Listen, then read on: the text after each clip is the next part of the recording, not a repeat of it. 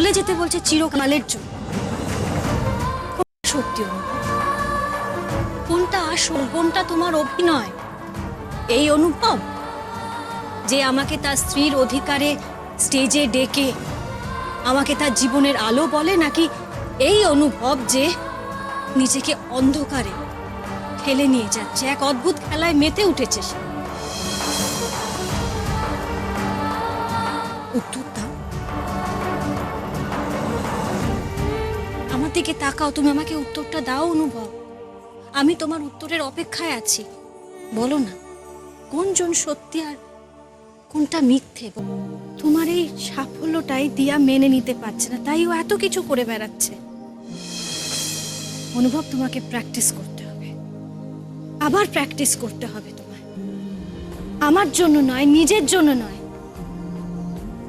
আমিনুলদের জন্য, তার মতন শয় শয় পেশেন্টদের জন্য। অনুভব, তোমার দুর্বল মনের থেকে আমি আমার হাজবেন্ড অনুভবকে কেড়ে নিয়ে নিজের করে নিয়েছি। তোমার পেশেন্টরা তো তোমাকে খুঁজছে, তোমাকে চাইছে, তাদের তোমাকে প্রয়োজন। হয়তো কোনো পরিবার আশা করে বসে আছে যে তাদের একমাত্র রোজগারের সন্তানকে তাদের কাছে ফিরিয়ে দেবে। হয়তো কোনো আমিনুলের মা তার সন্তানকে ফিরে পাবে বলে তোমার আশায় বসে রয়েছে।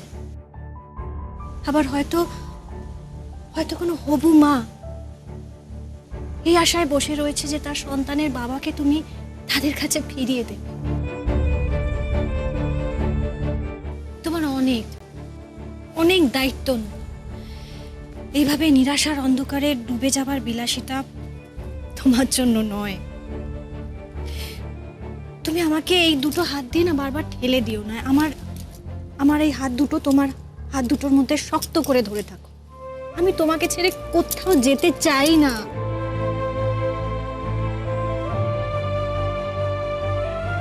এত জোর কোথা থেকে পাও আনন্দী?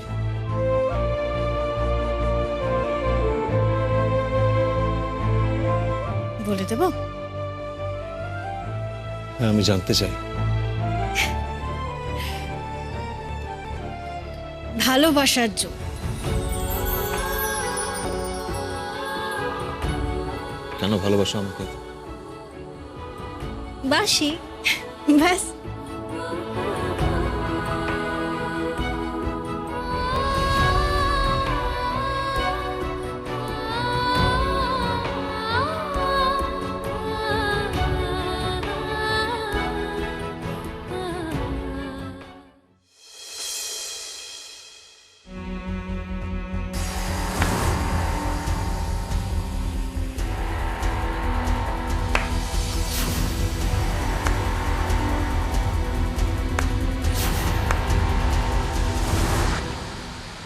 অসাধারণ দিয়া, অসাধারণ।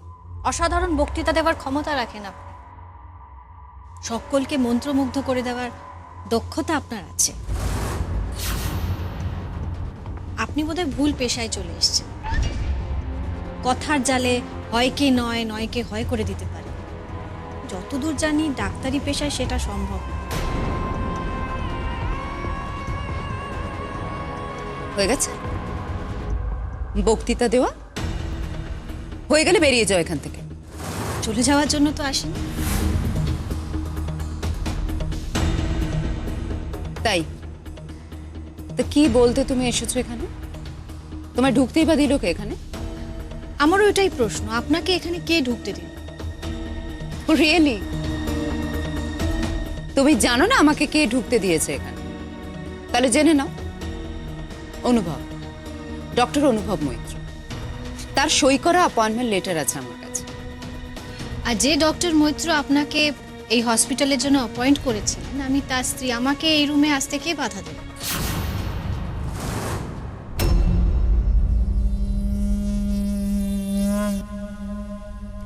আনন্দী, তোমার যদি কিছু বলার থাকে তাহলে তুমি তাড়াতাড়ি বলো, নয়তো যাও এখান থেকে, আমার পেশেন্ট দেখার আছে। আমার প্রশ্নের উত্তর না পেয়ে আমি তো কোথাও যাব না ডক্টর দিয়া। আপনাকে উত্তর দিতে হবে এই অসভ্যতামিটা আপনি কেন করলেন। Oh I see. এই তো আসল বিষয়টা কি সুন্দর বেরিয়ে এলো। You have to answer doctor Diya. I am not answerable to anyone. তোমাকে তো আমি কোনো জবাব দেবই না, কারণ আমি মনে করি তুমি এই হসপিটালের কেউ নয়। তুমি তুমি একজন ডক্টর নয়, তুমি একজন হসপিটাল বোর্ডের কেউ নয়, তুমি মেডিকেল বোর্ডের কেউ নয়, তুমি নো ওয়ান। আমি ডক্টর মৈত্র স্ত্রী, যার বড় ক্ষতি করছেন আপনি। So you are answerable to me.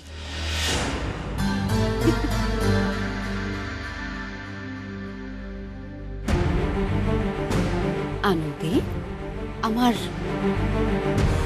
অনুভবের জন্য খুব মায়া হয়, ইয়েস, আমার করুণাও হয়। কেন জানো? তোমার মতন এমন একটা অর্ধশিক্ষিত, এমন একটা অতি নাটকীয় মেয়ের সঙ্গে এক ছাদের তলায় অনুভবকে সংসার করতে হয়। জানেন ডক্টর দিয়া, আমারও না খুব রাগ হয়, আর রাগটা হয় নিজের ওপর।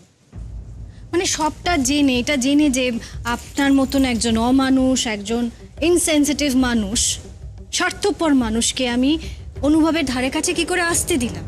ও যখন আপনার চেহারাটা বুঝে আপনাকে বলেছিল এই হসপিটাল থেকে বের করে দেবে, আমি ওকে বুঝিয়ে সুঝিয়ে বারণ করেছিলাম যে আহা, মেয়েটা অনেক দূর থেকে এসছে, ওকে প্লিজ হসপিটাল থেকে বের করে দিও। কি বোকামি করেছিলাম বলুন তো। আনন্দে, এনাফ। তুমি এখান থেকে বেরোবে নাকি আমি দরওয়ান ডাকবো? Security, security. সিকিউরিটিকে দেখে লাভ হবে না, তারা কেউ আমাকে এই ঘর থেকে বের করে দিতে পারবে না।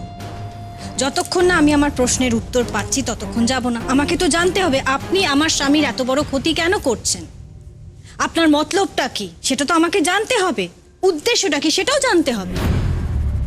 আমার কি উদ্দেশ্য সেটা বোঝার মতন বিদ্যে বুদ্ধি কোনোটাই তোমার মধ্যে নেই।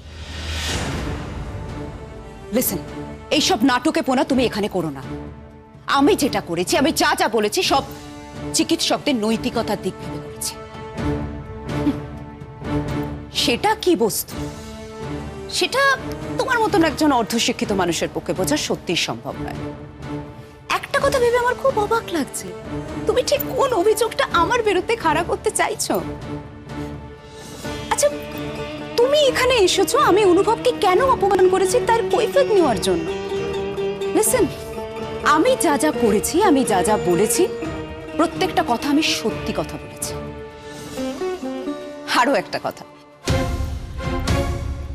একটা বিষয় একটু ঠান্ডা মাথায় ভেবে দেখো আনন্দে, আমি একাই শুধু সেখানে উপস্থিত ছিলাম না, আমাদের হসপিটালে প্রত্যেকে সেখানে উপস্থিত ছিলেন, সমস্ত ডক্টর। কই কেউ তো আমার কথার কোনো প্রতিবাদ করেনি, আমার এগেনস্টে কোনো কথা বলেনি। কেন বলেনি, কেন প্রতিবাদ করেনি, সেটা একবারও ভেবে দেখেছো? তোমার থেকে সেটা আশা করে বৃথা, কারণ তোমার সেই বোধ বুদ্ধি কোনোটাই নেই। হাতে ছুরি নিয়ে একজন ডক্টরের কাছে একজন মানুষের প্রাণ বাঁচানো কতটা মারাত্মক দায়িত্বের কাজ, সেটা তোমার পক্ষে বোঝা সত্যিই সম্ভব নয়। ঠিক, একদম ঠিক বলেছেন, সেটা বোঝা আমার পক্ষে সত্যি সম্ভব নয়। কিন্তু এটা খুব ভালো করে বুঝি যে আপনার মতন একজন মানুষ যে একজন পুরুষকে পাওয়ার জন্য কিভাবে সেদিন নিজের হাতে ওই ছুরিটা রেখে। You just shut up.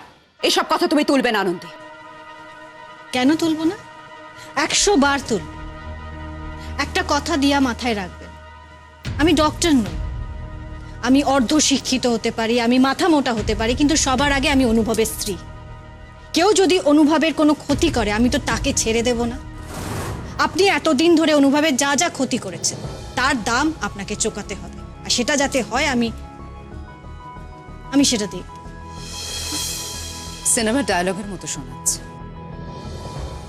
Seriously আমার মনে হয় যে আমি যে কথাগুলো বলেছি সেগুলো তোমার বুঝতে অসুবিধা হয়েছে। তার সহজ সমাধান তো ছিল, তুমি অনুভবকে জিজ্ঞেস করতে পারতো। অনুভব তোমাকে বুঝিয়ে দিত আমি যে কথাগুলো বলেছি সেগুলো কতটা সত্যি। বলবো তো, কিন্তু অন্য কথা। আমি অনুভবকে জিজ্ঞেস করবো, ও তো বুদ্ধিমান, তাহলে মানুষ চিনতে কি করে এত ভুল করে? আচ্ছা দিয়া, আপনি যখন আয়নার সামনে দাঁড়ান আপনার নিজেকে দেখে ঘেন্না হয় না? আপনি আমাদের জীবনে যা যা করেছেন তারপরেও নিজেকে আয়নার সামনে দেখতে ভালো লাগে? আপনি তো একটা গুণ ধরা নোংরা মনের মানুষ। অনুভবের জীবনে যা যা বিষ ঢেলেছেন এসব মনে করে আপনার নিজের প্রতি ঘেন্না হয় না? কালকেও আপনি ঠিক এই কাণ্ডটাই করলেন। আসল কথা হলো আপনি কোনোদিন অনুভবকে ভালোবাসেন। দিয়া, ভালোবাসার জন্য একটা সুন্দর মনের প্রয়োজন হয়, আর আপনার মন হচ্ছে আস্তা করে নোংরা। আপনি সবসময় অনুভবকে অধিকার করতে চেয়েছেন, আর যখন সেটা পারলেন না করতে, আপনি ফোঁস করে উঠলেন। আপনি এই ফোঁস করাটা এর আগে অনেকবার করেছেন, কিন্তু তখন অনুভব একা ছিল। অনুভব কিন্তু আর একা নয়। আমি সব সময় অনুভবের পাশে আছি, তাই ওকে আর হারতে দেব না। আমি আপনাকে আগে থেকে বলে রাখছি, আপনার মাথায় যত রকমের বুদ্ধি আছে আপনি সেটা অ্যাপ্লাই করতে পারেন, কিন্তু অনুভবকে আর হারাতে পারবেন না। ডক্টর দিয়া, অনুভব এই হসপিটালে আবার ফিরে আসবে। হসপিটালে ফিরে আসাটা আপনার জন্য খুব ভয়, তাই আপনাকে আবার বলে রাখছি, আপনি না দিন গোনা শুরু করুন, ভয় পাওয়ার দিন গোনা। হয়েছে?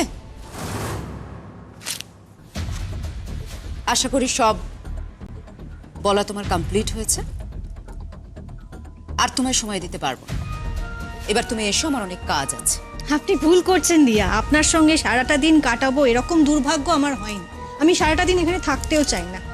আপনাকে শুধু ওয়ার্ন করছি, আপনার সময় এসে গেছে, বুঝলেন? একদিন এই ঘরে আমি দাঁড়িয়ে আপনাকে বলবো এই ঘর থেকে বেরিয়ে যেতে, আর আপনি বাধ্য হবেন।